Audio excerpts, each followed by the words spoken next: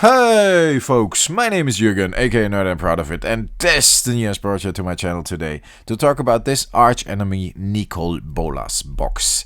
Nicol Bolas is a bad motherfucker. Am I allowed to say this at the beginning of the video? I don't care, it's my channel, I can say whatever I want, yes. No, I want to talk about this box because yesterday I've been out with a couple of friends at a bar and we normally play Magic the Gathering there like every month, like once every 2 months, whenever we find the time for it, as you know how it is. And I took along this box. I hadn't really played with it yet. I think it was about 40 bucks a couple of years ago, and now it's up to 80, and I wanted to have a good time with my buddies. And we're gonna check out what's in here, and we definitely had a good time, I can tell you that. I'm gonna show you some pictures while we were sitting there playing, but we're first gonna check out the contents of the box. I always really like these life counters. I really would like to have one with the Phyrexia logo on it, but I didn't get one. I hate that. They should have just added it to the bundles and not like hand out the counters in the store. But okay, it is what it is. We got 4 decks in here, and the interesting thing about this Nicol Bolas, game in a box, how you want to call it, is that you play with 3 players against the Archenemy Nicol Bolas. So one of the 4 players at the table needs to take over the role of Nicol Bolas. The other 3 decks are Planeswalkers here. As you see, as you can imagine, that's of course always fun if everything is a bit themed. And the 3 Planeswalkers are... Yes, here we got Nissa. She's the Planeswalker of a green-blue deck. The 3 Planeswalkers are actually called the Gatekeepers, or the Gatewatch. Oh yeah. I'm not big into lore. I read some Magic the Gathering books here and there, but I was a bit more into the lore back in the day. Not that much anymore. I read a lot of other fantasy books nowadays. Decks are really cool. We were sitting down in the bar here at the table, and we were actually just having a couple of drinks. Laughing, talking, and playing Magic the Gathering. And I have to say, it was fun. I was wondering if this would work, playing 3 against 1. But first match I took over Nicol Bolas, and the others played against me. And I thought the Nicol Bolas deck was pretty strong. And it works like this, that Nicol Bolas always starts. He has 40 life, and he has something extra. I will show you in a little bit, like an extra deck with... I can't even remember how they're called. I have to check it out in a second. We're gonna check out the decks first. Stick with me. Yeah, it's a reason to enjoy the video even more, because you want to know what Nicol Bolas has in his arsenal. No, red deck here is pretty strong. I think it is a good support deck. I could use some stronger creatures, at least to my experience from yesterday, but overall that's good. Blue-green is adding big creatures and support as well. And then we got the third one, which is the white deck. And that one is a bit of both. Like it can hit, but it also offers support and removal a bit. Basically what the other 2 decks combined were doing. So first match I played with Nicol Bolas, I won. This one actually won me the second match. I played with the white deck then. 2-3 flying lifelink is not too bad. These kind of creatures, oh, don't drop it. Yes, it's all in the reflexes, folks. These kind of creatures are pretty cool. Big creatures, but of course we want to have a look at, that's what happens when you play in the bar.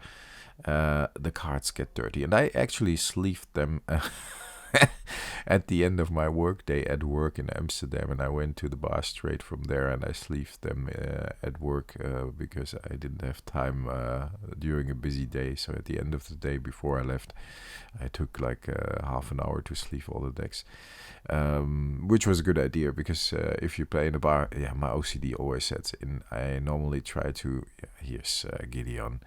Won me the match as well because his +2 ability is that all the opponent's creatures have to attack him, and that saved my life because I was down to 6 life. As a strategy for Nicol Bolas is to knock out one of the 3 players. The 3 players take their turn simultaneously and they attack simultaneously, but they can block for each other as well. So you play against actually one big opponent, but that is like split in 3. And of course they can share a mana pool, but for the rest, and they can share life, but for the rest they can support each other by casting the spells.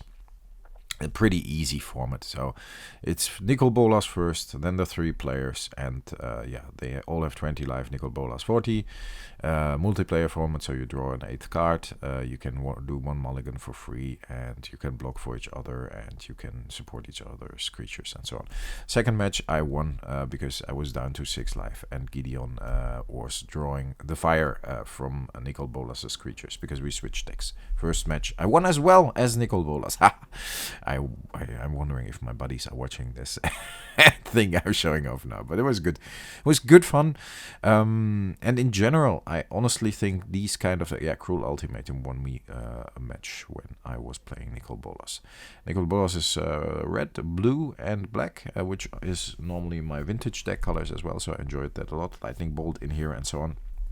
But like I said in the beginning, pretty good card, the rare card here.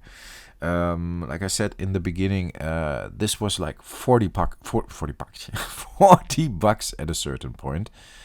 Big creatures in here. That's good fun as well. And I bought it, and I'm normally okay with these kind of boxes. Yeah, Nicol Bolas Planeswalker himself is in here as well, so all the decks have Planeswalkers of themselves. Normally okay with these kind of boxed games because they are easy to bring to the table. Like yesterday, we just sat down, everybody got a deck. We had 2-3 matches, and no, we actually had 2 matches, but normally we have like 2-3 matches, and we play. But yesterday we had 2 because we were talking a lot and we were eating in between as well, so we had to clear the table for that. Having dinner there, that for me, for 40 bucks, that's perfect. So I don't have to worry about the cards getting damaged or a lot of value in here, and I just leave the box like it is. Yeah, little rules insert here, which looks pretty cool, of course. And yeah, it's just the rules I just mentioned before. So for me, that's cool. And it's funny that this box already has gone up to like 70-80 bucks. I think you can find it on Card Market for 50, but 40 bucks, I mean, it's really good fun. Let's get the decks out of here because I have something else to show you. This is like the Archenemy deck of oversized cards.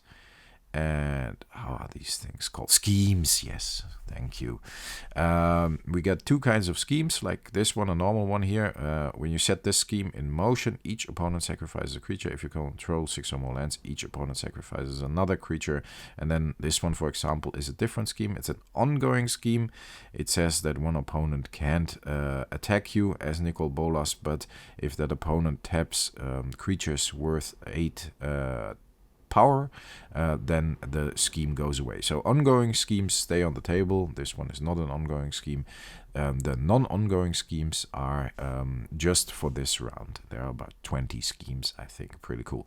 My laughter echoes. Yeah, I was talking like this when I was playing Nicol Bolas yesterday. It was really annoying. I was like, ha ha ha, my laughter echoes, and I'm gonna kill you all. It is part of the fun. It really is. So these schemes are normally turned around 1 every turn, and then you put it back on the bottom of the scheme deck.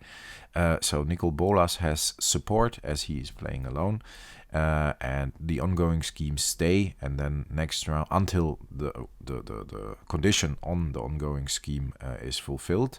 There was one ongoing scheme you could activate as Nicol Bolas, and then the scheme you turned around would happen twice. So these kind of things, and then it was it was like laying there until you decided to use it on a cool scheme. That was really powerful. So the schemes can swing the game a lot. This envelope here, there were the deck box in there. I keep that kind of stuff. I don't know why. I don't throw it away. Sturdy box, by the way, as well. Really nice to take along.